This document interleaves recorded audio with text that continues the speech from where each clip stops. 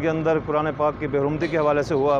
حرمت قرآن کے لیے مسلمانوں کا بچہ بچہ وہ جان کی بازی لگانے کے لیے تیار ہے. ہمارا عالمی قوتوں سے یہ مطالبہ ہے کہ مسلمانوں کے ساتھ آئے روز یہ مذاق بنایا جاتا ہے کہ دنیا کفر جو ہے وہ آئے روز کہیں نہ کہیں ہمارے نبی مکرم صلی اللہ علیہ وسلم کی شان میں گستاخی کرتی ہے، وہ کہیں ہماری قرآن پاک کی بے ادبی اور بے حرمتی کرتی ہے. تو ہمارا عالمی قوتوں سے یہ مطالبہ ہے اور کہ وہ ایسے ہتھ کنڈوں سے باز ہے، اور ہماری حکومت سے مطالبہ ہے کہ سویڈن کے خلاف اور ایسے ممالک جو بھی ہیں جو قرآن اور ہمارے نبی صلی اللہ علیہ وسلم کے دشمن ہیں ان کے خلاف اعلان جہاد کرنا چاہیے. جزاک اللہ خیر.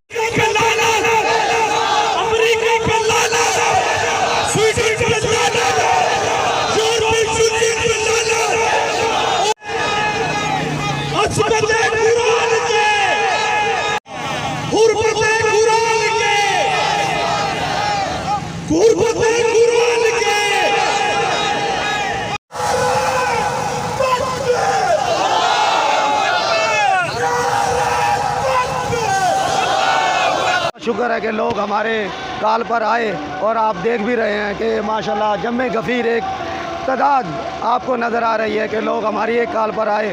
اللہ کا شکر ہے. اور جتنی بھی مسلمانوں کی غیور عوام تھی وہ جوک در جوک علی اکبر چوک انڈسٹریل اسٹیٹ ملتان داخل ہوئی، اور ہم سویڈن کا بائیکاٹ کرتے ہیں اور قرآن پاک کی بے حرمتی جو انہوں نے کی، اور حکومت وقت سے مطالبہ کرتے ہیں کہ سویڈن کے جو سفیر ہیں ان کو پاکستان سے نکالا جائے.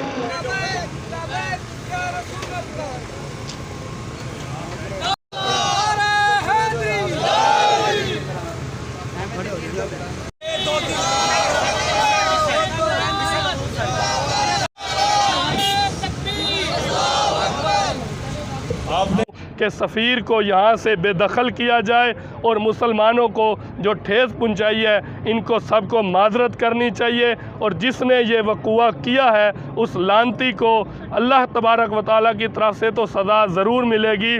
حکمرانوں کے کہنے پر اس کو بھی سوئٹزرلینڈ کی حکومت سزا دے.